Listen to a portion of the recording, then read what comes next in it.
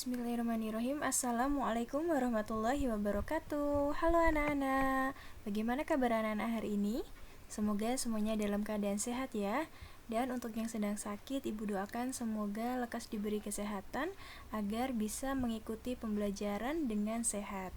Nah anak-anak, jadi pada hari ini kita akan mempelajari tema 1, subtema 3 pada pembelajaran 4. Nah, nanti kita akan belajar 2 muatan ya. Namun sebelum kita mulai belajar, kita awali dengan berdoa bersama dulu ya. Yuk, 1, 2, 3. A'udzu billahi minasyaitonir rajim. Bismillahirrahmanirrahim. Rabbi zidni ilma warzuqni fahma. Ya Allah, tambahkanlah ilmuku dan mudahkanlah pemahamanku. Amin. Nah, semoga dengan kita awali membaca doa, maka ilmu yang akan kita pelajari pada hari ini bermanfaat dan juga berkah untuk kita. Amin. Nah, langsung saja anak-anak, kita masuk ke muatan yang pertama, yaitu muatan bahasa Indonesia. Materinya tentang menceritakan daur hidup hewan.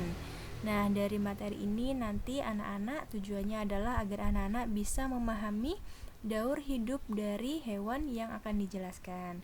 Nah, jadi setelah kita mempelajari ciri-ciri makhluk hidup kemarin, salah satu ciri makhluk hidup yaitu adalah berkembang biak.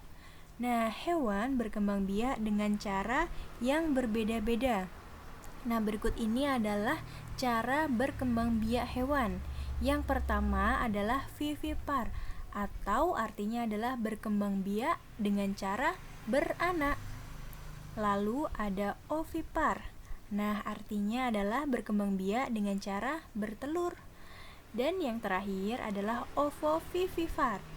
Artinya adalah berkembang biak dengan cara bertelur dan melahirkan. Nah, jadi setiap tahapan perkembangbiakan hewan juga berbeda-beda. Coba anak-anak perhatikan berikut ini. Nah, di sini ada daur hidup dari kupu-kupu. Nah, anak-anak pasti pernah melihat kupu-kupu kan? Nah, jadi kupu-kupu ini daur hidupnya pertama dari apa anak-anak? Ada yang tahu? Nah, sambil memperhatikan gambar ini ya. Jadi, daur hidup dari kupu-kupu adalah mulai dari telur. Nah, dari telur ini maka akan berubah menjadi ulat. Nah, dari ulat ini maka akan berubah menjadi kepompong. Nah, setelah menjadi kepompong maka akan lahir atau akan menghasilkan dari kupu-kupu. Nah, begitu seterusnya. Ini adalah daur hidup dari kupu-kupu. Nah, coba anak-anak sambil diperhatikan dari gambar, Bu Lia akan menjelaskan ya.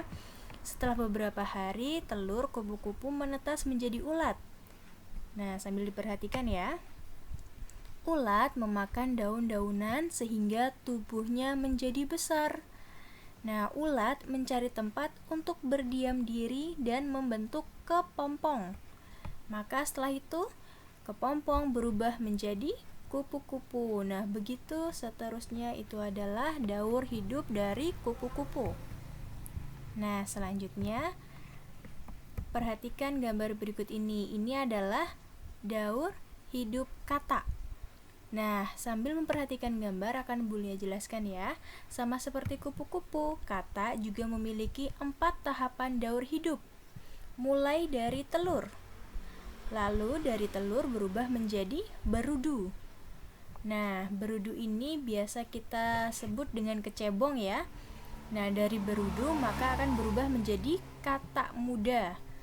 Atau kita biasa menyebutnya dengan kata berekor. Nah, setelah dari kata muda atau kata berekor, maka berubah menjadi kata dewasa. Nah, kata mengalami perubahan bentuk yang sangat berbeda. Daur hidup kata dimulai dari telur, telur berubah menjadi berudu, berudu berubah menjadi kata muda atau kata berekor, dan yang terakhir akan menjadi kata dewasa. Nah, anak-anak, itu tadi adalah yang pertama ada daur hidup kupu-kupu, lalu ada daur hidup kata. Nah, dan yang terakhir yang akan Ibu jelaskan adalah daur hidup nyamuk. Nah, jadi anak-anak, dari beberapa yang telah Ibu jelaskan, jika menurut kalian ada hal yang penting, maka boleh kalian catat di buku catatan kalian atau di buku tulis tematik kalian ya.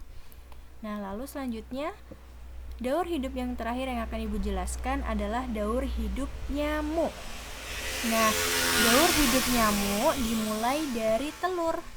Sama seperti kata dan kupu-kupu tadi ya, maka diawali dari telur.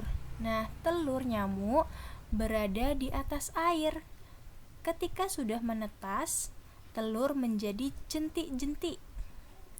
Dari jentik-jentik ini maka berubah menjadi pupa. Nah, setelah beberapa waktu, pupa berubah menjadi nyamuk dewasa. Nah, begitu terus berputar alurnya. Nah, ini adalah yang disebut dengan daur hidup nyamuk. Ibu ulangi lagi ya, dari telur menetas menjadi jentik-jentik, dari jentik-jentik berubah menjadi pupa, lalu berubah menjadi nyamuk dewasa. Nah, begitu terus nyamuk dewasa akan bertelur, menjadi jentik-jentik, dan seterusnya. Nah, dari beberapa nyamuk dapat menjadi penyebar penyakit yang mematikan.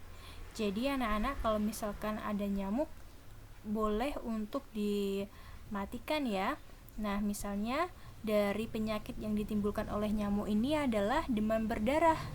Salah satu penyebab berkembangbiaknya nyamuk adalah banyaknya genangan air. Nah, jadi kita harus rajin membersihkan lingkungan serta membuang benda yang tidak terpakai agar tidak menjadi tempat perkembangbiakan nyamuk.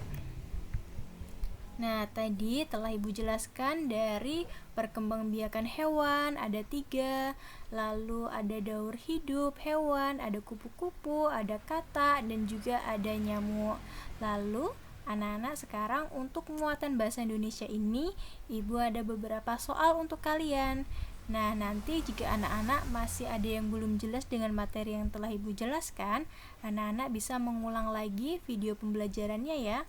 Lalu jika sudah paham, maka sekarang adalah tugasnya kalian harus mengerjakan 2 soal berikut ini.